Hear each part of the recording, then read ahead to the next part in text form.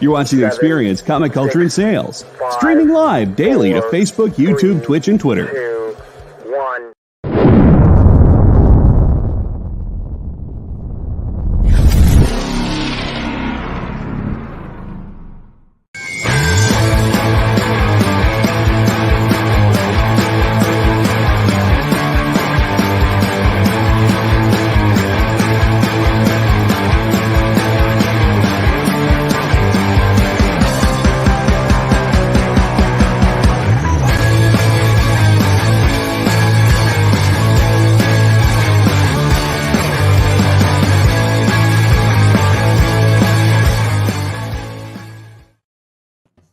Everybody, how are you doing? Oh, that is a cool background. I like that background. Jay was teasing me with a cool new background today.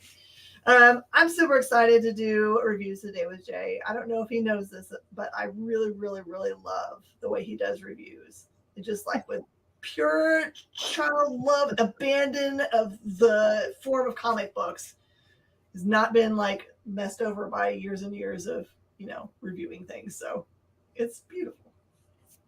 Well, thank you. I like to believe that my all over the place, you don't even know what I'm talking about most of the time reviews help people go and get books.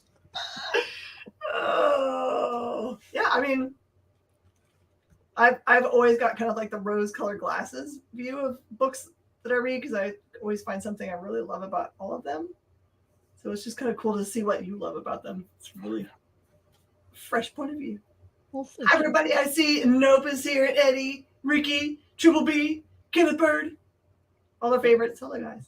Bar Lord, and we got some folks over on Instagram too, so welcome in everybody.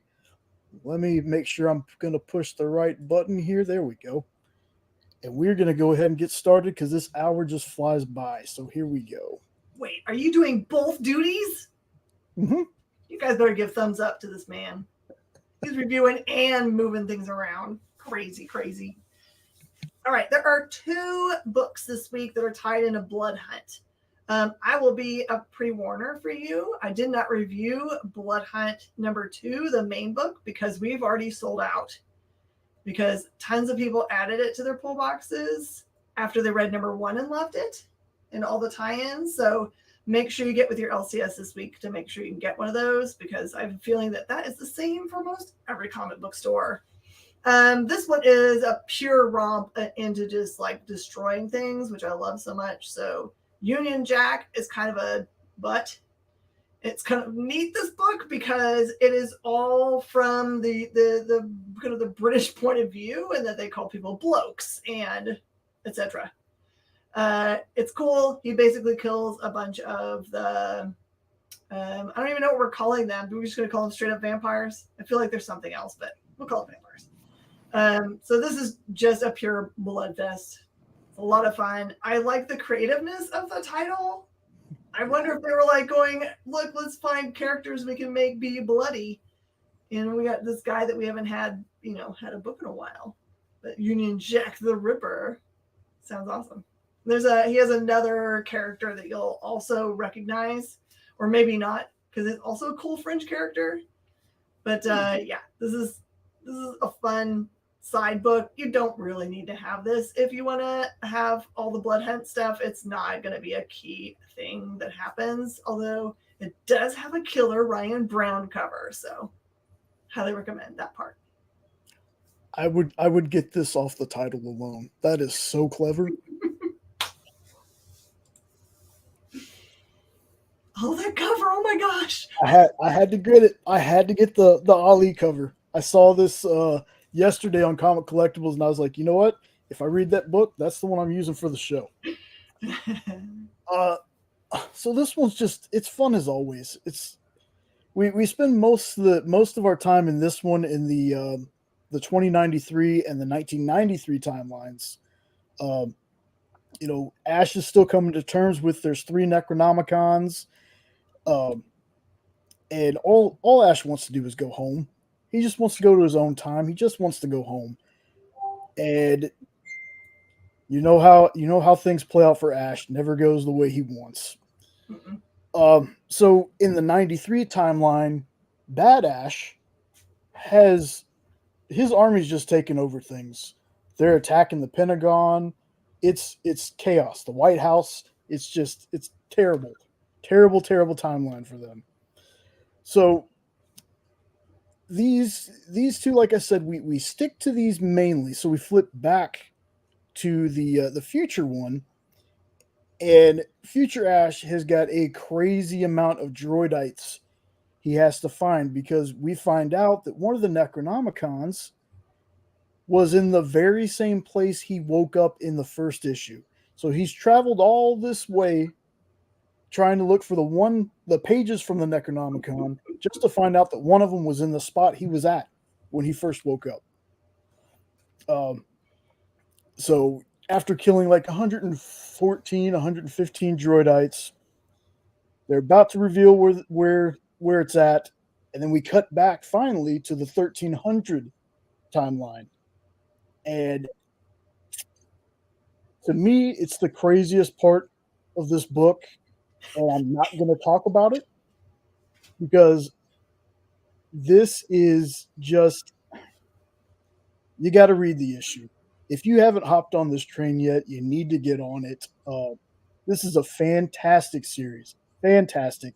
And, since Bruce Campbell has retired the Ash character, he said he's not going to play Ash anymore.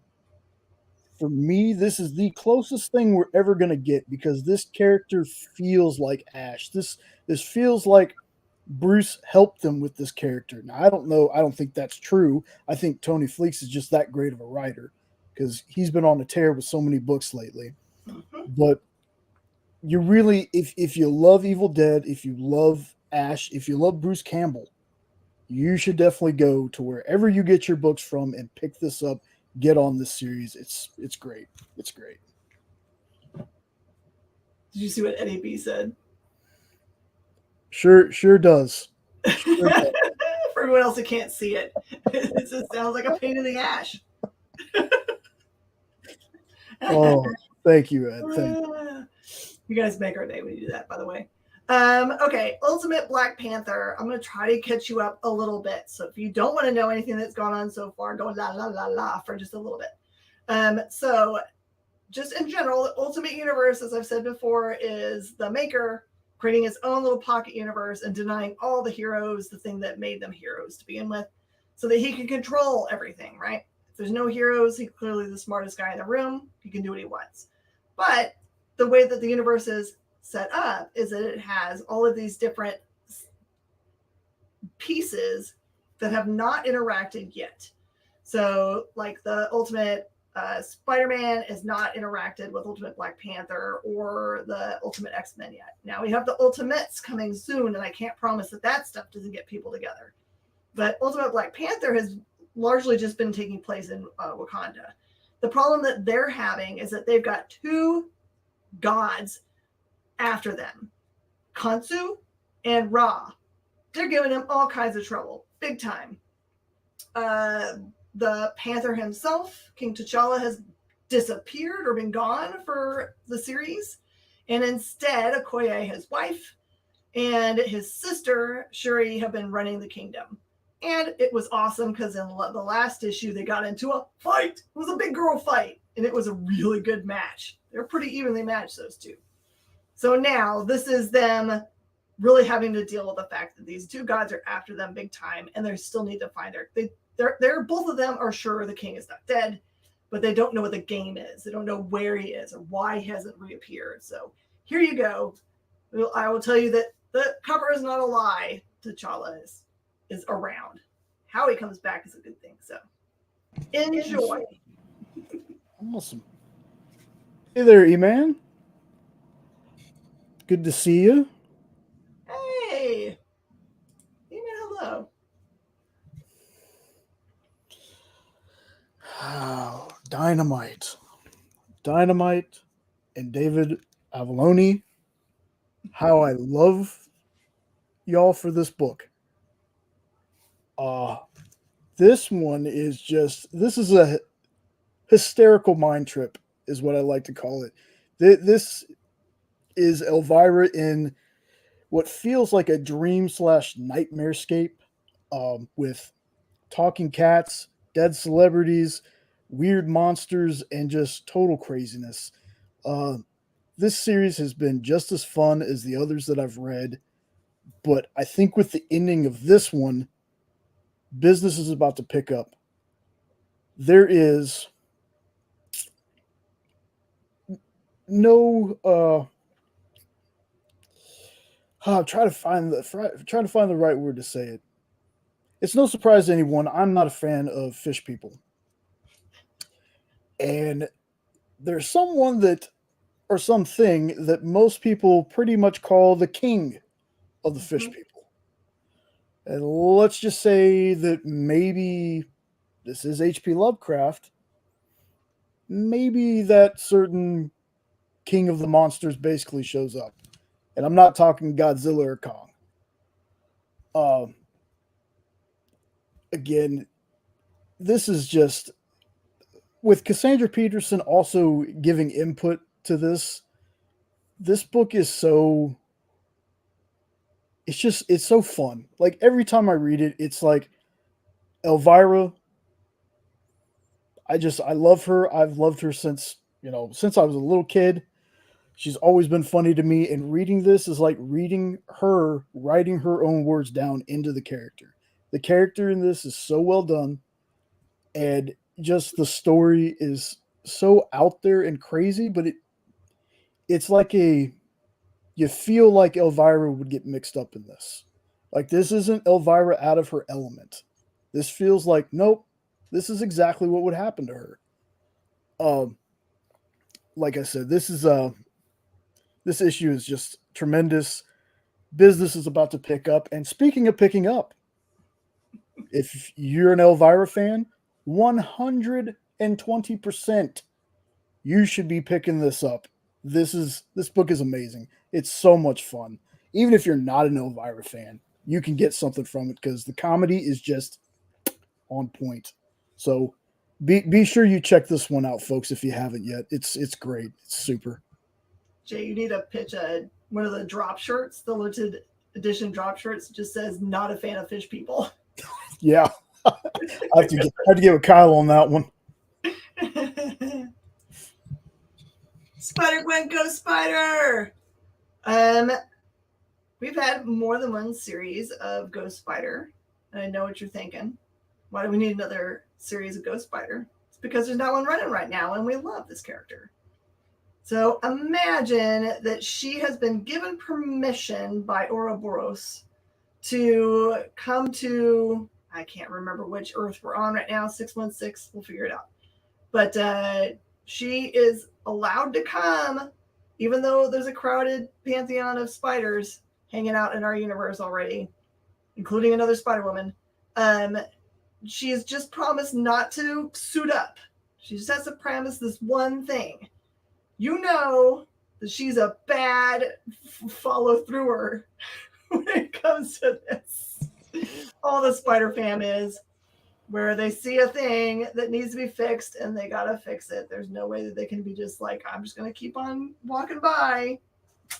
So yeah, this is her trying really, really, really hard not to be in trouble with the Time Variance Authority and failing really badly.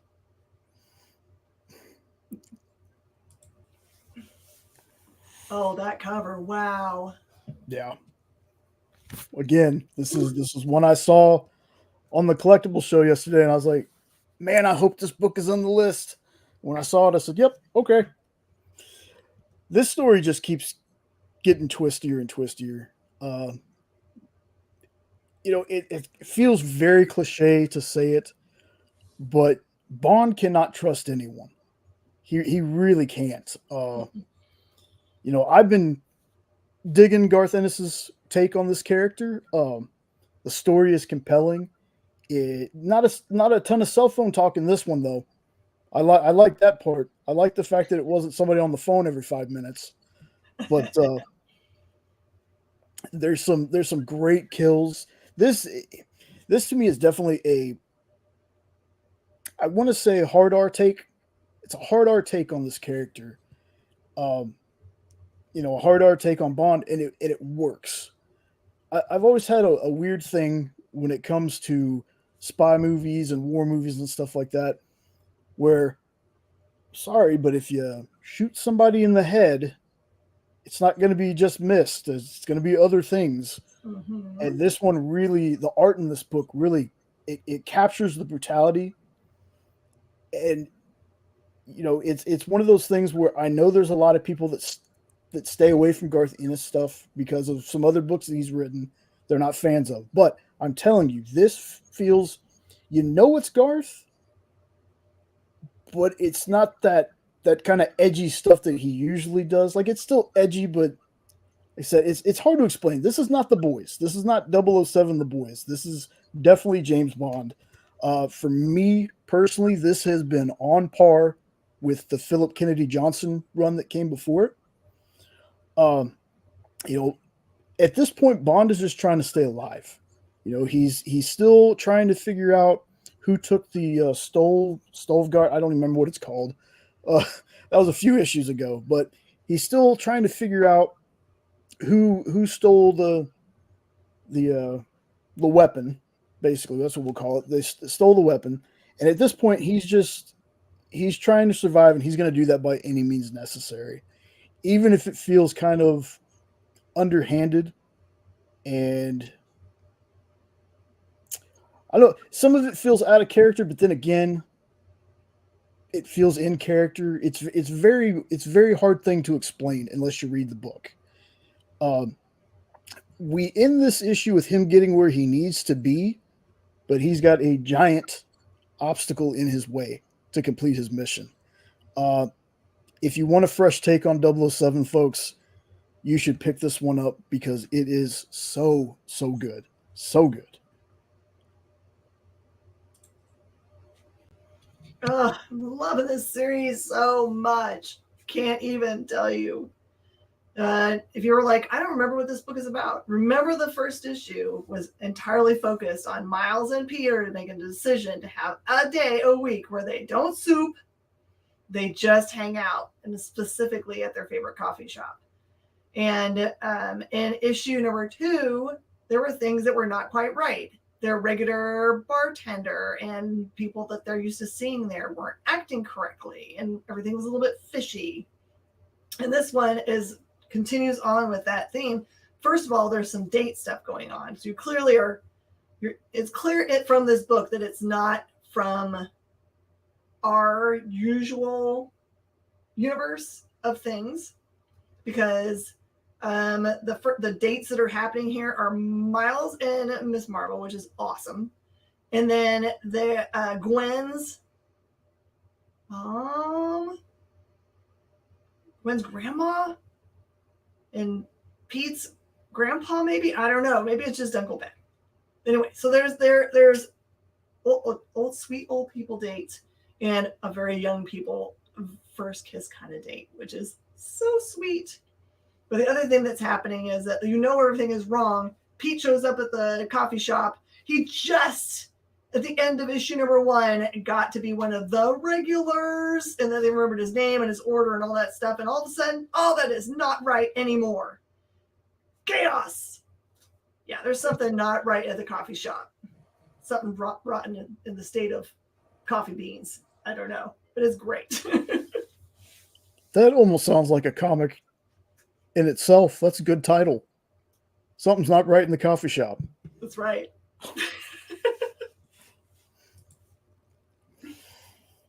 Ooh.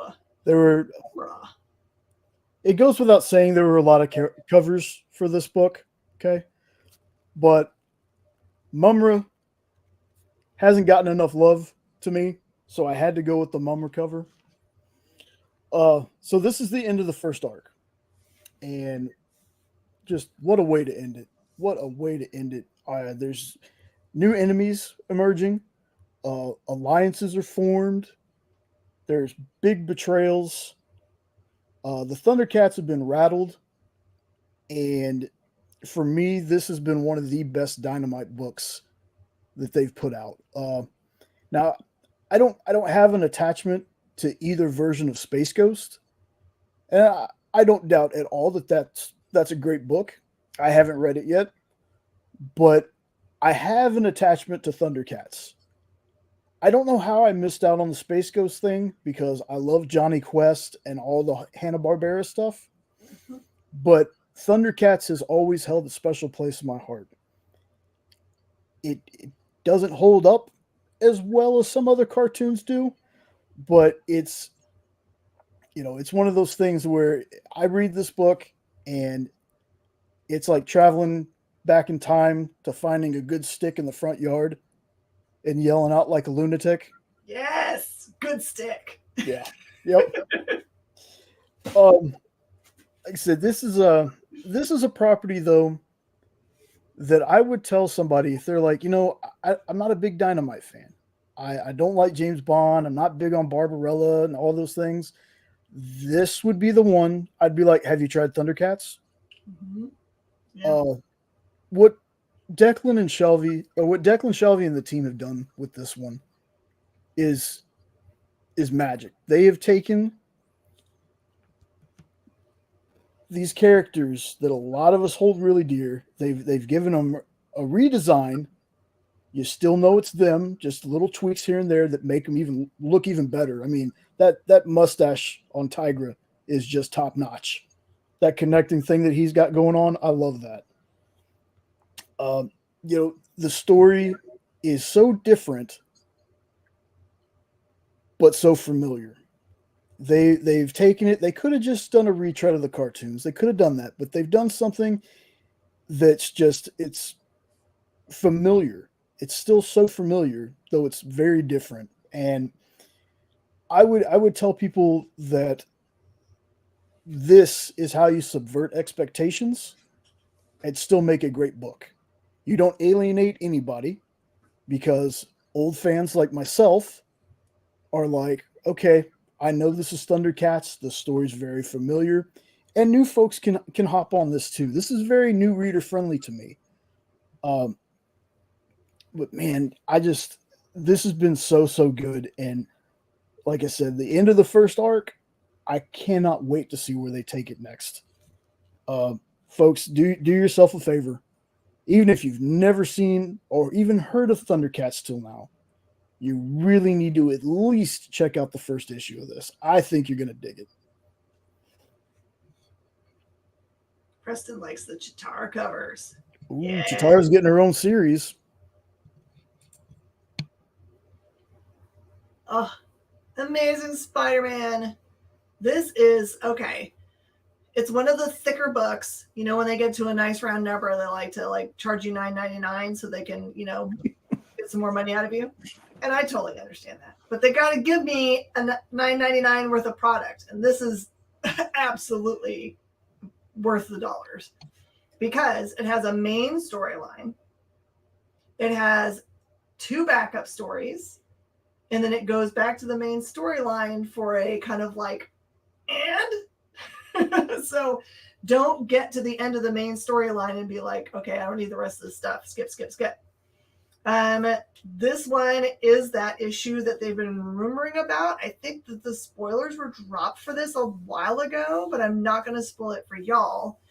For a while here, Pete and Harry have been working together. They found this weird, for lack of a better term, a giant brain that somehow has the information, including who Pete really is. So they've worked together to like have it put into some kind of enclosure that ensures that it can't reach out through the internet or any other kind of way with that information. The problem is that it's strong enough and can give up enough of itself that it has started to send out messages, weirdly binary, through like telegraph, ticker tape.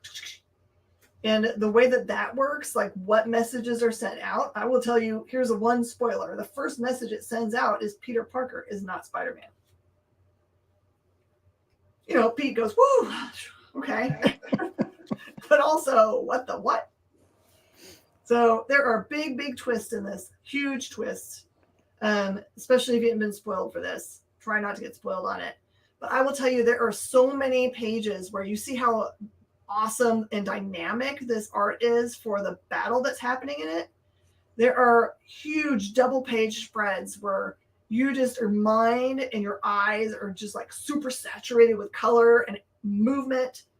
It is probably the best fight sequences I've seen in any of the Marvel books in a very long time, and there have been some killer ones, but this one is just like, if you thought that last week's Doom book was amazeballs, just wait till you guys read this thing. Don't accidentally miss it, because it really is the first appearance of something pretty big.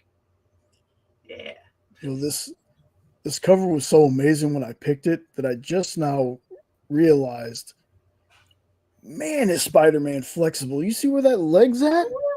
Oh, yeah. It's like the proportional strength, agility, whatever of a spider, but they never say flexibility.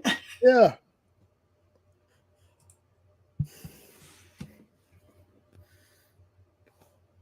I should not like this book as much as I do. I shouldn't. But when you open your second issue with Bambi and Pooh in a flashback that has them playing Pooh sticks, and that's a real game. It's a real game. If you look up a book called Pooh Invents a Game, Pooh sticks. You stand on a bridge and you break a stick or take a pine cone. You drop it off one side, then you race to the other side of the bridge to see whose comes out first. But when you do that, you've got me by the nostalgia. Because Winnie the Pooh is another big thing from when I was a kid. I had a Pooh light switch until I was 12. This book is it's awesome. It's so much gets revealed in this issue. You find out why Piglet is called Piglet. There is other characters sprinkled throughout that I wasn't expecting them to look how they look. Wasn't expecting them to be how they are. Think werewolf, but wear other words. You find out what Christopher Robin is trying to accomplish. There's so much stuff in this book, and there's three more characters make an appearance, and this is 2 issues in and I'm having a blast. This was one of those books where I was like, okay, cool. Pooh and them are in the public domain. People are going to do some wild stuff with them. This is what I wish that Winnie the Pooh movie would have been. That horror movie that came out. They should have done this. This is so good. Like, Zenescope, I commend you. This is one of the fun. It's so fun. It's fun. It's cheesy. Like I said the last time I read it, it's like Expendables, bunch of cheesy 80s stuff thrown in. It has no right to be as good and as fun as it is. It really doesn't. I highly recommend this to folks that just want an absurd and fun read. If I've been down in the past on Zenescope with some of the stuff that they've done. I can admit that. I haven't been as pleasant as I should be with some of the things that they've done. But for me, when Zenescope hits, they hit. I'm telling y'all, if you're on the fence about this, if you think that this is just why? Just read it. Just read it. It's okay. It's kind of like a Man, Goat, and Bunny Man, but I want you to think Expendables or Commando or Rambo, old 80s kind of movies. Think of it kind of like that. And it's a mixture. It's like just a hodgepodge of all those things. I mean, in the first issue, you had the Predator Dylan, and I forget Schwarzenegger's name in that one, that big, handshake that they do. You had that in the first issue. There's a bunch of 80s callbacks in it. I'm telling y'all, I tell you what, Preston, if you liked Man, Goat, and Bunny Man, I think you will definitely dig this. Seriously, this is definitely check this one out. Yes, Ricky, that is correct. I am going to secretly, if I can get one that looks like this. Dutch, thank you. Yeah, my poo light switch will go back on my wall. I don't know where they're going to take this book, but I'm here for the ride, folks. I'm telling you, get this. Get on this. This is great. All right, I'm done with my rambling. I've gone through all the characters in my brain, and I'll be really disappointed if there's not a were-donkey in this issue. Well, see, so far it's only one character that's the were, but it's one that you're like, oh, okay. Oh, Rook is so good. I sincerely, during this issue, started planning out how in the world I could do the world's craziest cosplay of these two characters. I have plans already for how I can make the birds, and I have plans already for how I can make a giant dire wolf to, hang out with the characters, because otherwise just people wearing cool masks. All right, so to catch you up with this part of the Ghost Machine universe, they have created their own world in which the people in it can control the genetically modified animals with these masks, right? The masks are cool because not only do they control the animals, but also the people themselves that are wearing them start to think in the kind of like the way that their animal group might think. So Rook, who's the main character, may think about things in a way a bird might think. Oh, my friend just died. Is he edible? Part of the flock disappeared. Move on. It's different. Like wolves, right? They're part of a pack, but birds are largely kind of like whatevs. So that kind of gets explored in this. So there is another character that you met in the first issue, the boar, who you find out what happened to the boar in this issue. And you also kind of learn more about the main bad, who, by the way, has a helmet, but did not start with one. So he is not supposed to be one of the people that's in charge of anything, but he intends to be in charge of everything. And just by way of, here's another reason to get this book, there is an immense snapping turtle that is used as a weapon in this issue. Amazing art. It's just like the cover. You should jump in. You're only one issue behind, and I think you can get Rook. It's good. Yeah, that's one thing that I've been telling people about this one specifically. This book doesn't even need words. The art is just fantastic. So good. Okay. Did you take a hit for me? No, like this. This one's a hard one to explain. This book is weird. Not weird in a bad way, but it's weird. So you have this friend group that has like a bunch of internal drama, and I guess they're trying to go on this trip to kind of reconnect with each other. Ed. Oh, And Eddie. yeah. Womp, womp, womp, womp. You got to put that on the screen so that Twitter people can see it. Or Twitch people can see it. It was good, Ed. On a tear today. It was good. It was good, Ed. But anyway, so these friends are going to take a trip to, they say a ghost town, but there's still people in it. But they call it a ghost town. The reason it's weird to me is it shows a person talking on Thursday. This trip is set for Saturday. So there's a person talking on Thursday, and then it cuts to something happening to them on Saturday. So it's either the book tricking you, or the book is spoiling you on what's going to happen to this person. Then when it goes through the list of the characters that way, then it starts their day, the Saturday that they show up. And it's very bloody, by the way. Trust me, it's there's some scenes in it that are very Evil Dead ish in it.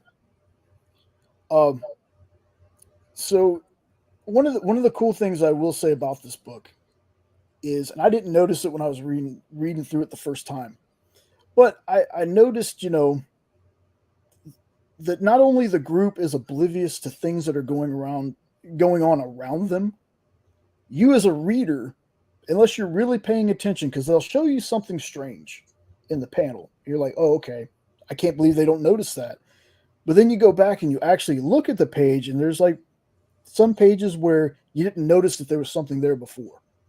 So I thought that was really cool. I found myself doing the same thing, but there's a weird, it's a first issue, so it's set up, but it feels like there's going to be a bigger bad that shows up, because they tell the story about the butcher who was a serial killer, and they tell the story, but they never show him outside of them talking about him. And then there's something about the meat that they're eating, like the stuff that they eat, this restaurant that they go to, something feels off about the whole town. Just weird stuff. But I'm going to need more. Like, I don't dislike this book at all, but I'm not like super on board with it yet. And I think because of that, I'm going to go ahead and give it my patented hashtag not that bad. I would definitely tell people to check it out, but me personally, I'm going to need a little more. Like I said, I thought it was strange that they showed you if that's what's going to happen in the book. That's the thing that gets me. Are they showing me what they want me to see, or are they foreshadowing what's going to happen? But I won't know until I read more, which I plan on doing, because this book interested me enough to where I'm like, okay, I got to read a second issue and see where this is going. So this is definitely one to look out for. It's got that Dark Horse art, which to me, I love that style. It's almost like an in-house style at this point. Mm-hmm. But I'm real big fan of the art. It's going to be a horror, folks. Just letting you know, it's very bloody. There are some pretty disgusting scenes, like people talking to a wound. I'll give you that. I'll let you have that one. But man, it's a trippy first issue. There's some pretty pronounced canines in that image. Mm-hmm. Yeah, teeth it's weird. The teeth things, it's weird. Mm-hmm. Give it a shot. He's got a gap. He needs some good braces. Although gaps now are sexy, so whatever. All right, Feral, we're on number 3. I don't think I was the reviewer for the first 2. I think that was Kyle boxing out on it. So you probably have heard by now that the deal is that there is this like contagion of rabies that has been released. And this entire series so far has been from the point of view of these cats that they have not been infected. They've escaped from their homes. Some of them are trying to get back to their homes. But what they're having to run from all the times is like there's tons and tons of creatures that have been infected. So they're all trying to bite everybody else, right? And then there's humans that are all wearing like hazmat suits and have guns and are trying to shoot, really at this point, anything that's alive because they don't trust that it's not infected at this point. So it must be a really rampant like strain that it's hitting humans and creatures of all kinds. So it is really sweet to see the interaction of the animals because it's from their point of view and they talk to each other like people would. I feel like there's a dynamic between kind of like, I don't know, he's like a self-appointed leader, but it kind of feels like he was bossing them around a little bit too much. He's the rule guy. He's like the firstborn, right? We got to do things this way, even though all we're really trying to do is survive. So you get kind of like, in Zombieland where he spends part of the movie explaining what the rules are, cardio, double tap. This is they spend a little bit of time in this book explaining that, stay in the trees, those kinds of things. So it's beautiful, but also terrifying. I expect there to be soon some kind of major twist that's going to make our faces melt because he doesn't really ever tell a straightforward story. If you read Stray Dogs, you know that. Stray Dogs, we got the bomb dropped on us about here in the series. So yeah, terrific. Makes me angry. We haven't been getting image books lately, but I'm definitely gonna be getting these because Stray Dogs is amazing, and the 2 issues I read of this have been fantastic. Preston, yeah, that would be crazy if they made it home. Their humans are safe somehow, and the door opens, and then our main heroes are all like, oh no! Oh, don't give them any ideas. Oh, so excited to hear what you have to say about this book. Okay, this was like 60 pages. So I didn't read the whole thing. I read a good chunk of it. I don't have a ton to say about it. It's got great art, but I didn't read number 1, and I'm kind of super lost. I still enjoyed it, but I'm lost as to what exactly is going on. But here's all I have to know. There's a talking corgi that has a battle mode. Like that should sell anybody on the book. It's a corgi that has a battle mode that turns into this awesome robotic thing. And the dog gives pep talks. Don't we all need one of these corgis? I'm telling you, can you imagine being in a bad mood and your good boy or girl gives you a pep talk? You will be able to take on the world. Are you kidding me? Agreed. Corgi. A talking corgi. Yeah, accordion. But this book, it's hard to describe, but I could tell you what it makes me think of. It has a very big Doctor Who Sliders vibe. And if folks don't know what Sliders is, and you're a sci-fi nerd, I highly suggest looking up Sliders with Jerry O'Connell. Mm-hmm. Terrific show. This also to me feels like, and I have a few books like this. I call it a binge book. It's with how my brain just goes off in a billion directions with things. For me, this kind of book would be better if I got the trade and read everything all at one time. But I can tell you this about the book: the colors, the characters, the art is it's gorgeous, gorgeous art. Like I think this, because I didn't read Rook, but I think this was the best art of all the books. And that's not dogging any of the other art. I'm just saying that the art in this book was incredible. Like I said, I think this is going to be a sci-fi person's book. If you're into sci-fi, you're into that. Trying to think of the Nutty Professor, the inventor who his inventions didn't always work. That kind of vibe, because this is an inventor who feels like his inventions don't always turn out like he wants them to be.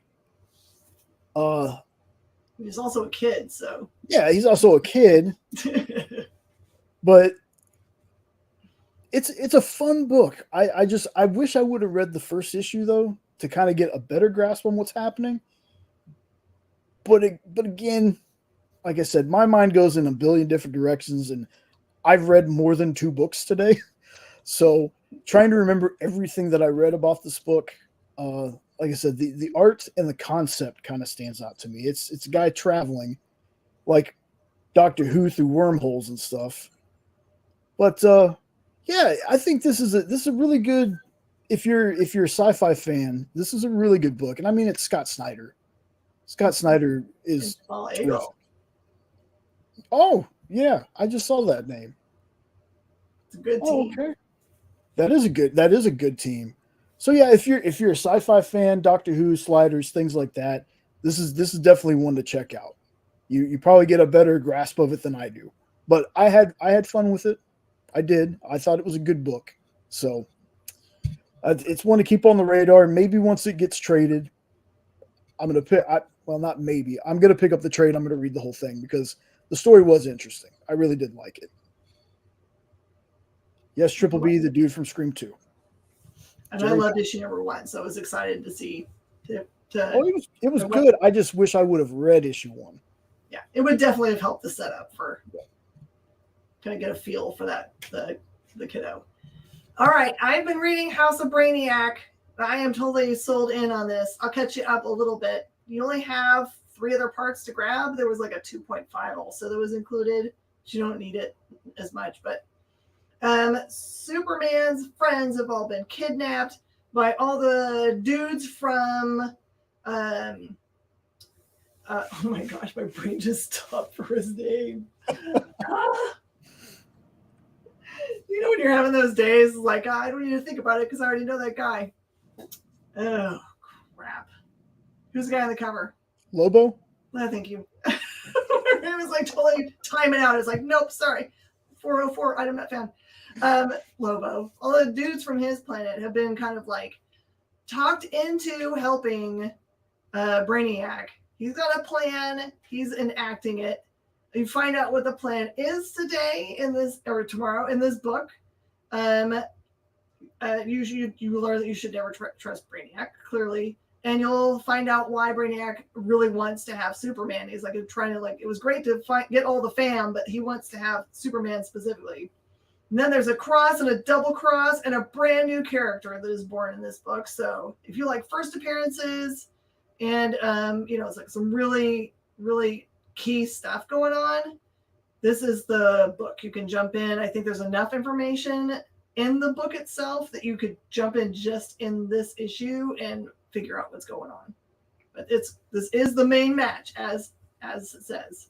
Sorry, Lobo man, don't try to kill me later. I'm a Bastich, I know. The Zarnians, I believe, are his race. Right, that's the right. Zarnian, because I always liked the Tsar.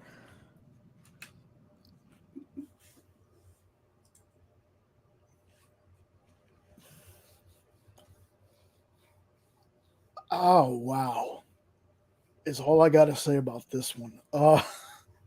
This is not your average Archie book. I haven't read a ton of the Archie horror stuff, but holy crow. The opening panel of this, I had to make sure it's like, this is an Archie book? it's a pile of bodies and prologue written in blood on the back. Like, I was like, okay, there's demons and death, brutality and blood. Like, this one just has it all. An old unholy evil has landed in Riverdale, possessing most of the town, and of course, it's up to Archie Andrews to save the day. Archie's been teamed up with like a demonic doppelganger, and I'm guessing that Archie's the only one who sees this person or this deity or demon or whatever you want to call it. But the way that he acts with this doppelganger, I think there's something a bit more sinister. That this demon's not just helping Archie for the goodness of his soul, you know. There's something else that's going on. The art style in this is very interesting. It's grainy. Like, the colors pop, but there's this weird but cool grain look to it. It's got a killer story, no pun intended, but maybe pun intended. With demons, and you see different characters kind of like morph into these demons. A lot of little body horror ish to it. Man, this was like pedal to the metal from the very first panel. Like I said, with that prologue page. Based on this one alone, I need to find more of the horror stuff, because I remember reading the zombie one, which I think was Archie in the Afterlife. I don't remember what it was called, but it was one of the zombie ones, and I don't remember it being this brutal. But It's this gotten one darker and darker as they've gone. This is wild for an Archie book. This is wild. This is not Jughead eating all the hamburgers and Betty and Veronica fighting over Archie. This is supernatural mixed in with that universe, and I never thought that I would see so much blood and carnage in an Archie book. So, horror fans, Archie fans, unite. Because, yeah, I think it was Afterlife with Archie that I'm thinking of. Yeah. But unite, because this book is for you. This is your book. If you're a horror fan and an Archie fan of both, this is for you. I would tell you that this is a definite pickup. This book I hadn't seen it enough, I guess. So when I opened it up, it blew my mind. It was crazy. Like, I couldn't believe that I was reading what I was reading in an Archie book. But I dug it. 100% dug it. So go to your LCS, put this one on your pull, get this one, because it's nuts. It is nuts. Archie's been doing cool things with this line. It's mostly one shot, so you can just kind of like jump in and read just whatever book they put out, because it's just like, here's your story. Ooh, I think this is a 3-part one. Okay. I think so. I hope so, because how it ends, they can't end it how they end it. Oh my goodness! I've been reading Nightwing since I judged the Eisners last year, because TJ, who was a co-judge, was just raving and raving about it. So, and he was right, and I'm glad to say that I'm a new convert to everything Nightwing. This is the beginning of what I think is the creative team's final arc, which makes me very sad because they're so great. Maybe we'll talk them into staying. I'm sure they have other things they have plans for, but in this one, I will just say that Grayson is gonna be cornered by what looks like him collaborating with someone that ends up being like kind of like a very bad person, at least in terms of how social media bites people, where like they go back and look 10 years before and you were at a fundraising event with somebody who ended up being like a serial killer or whatever. How do you know those things, right?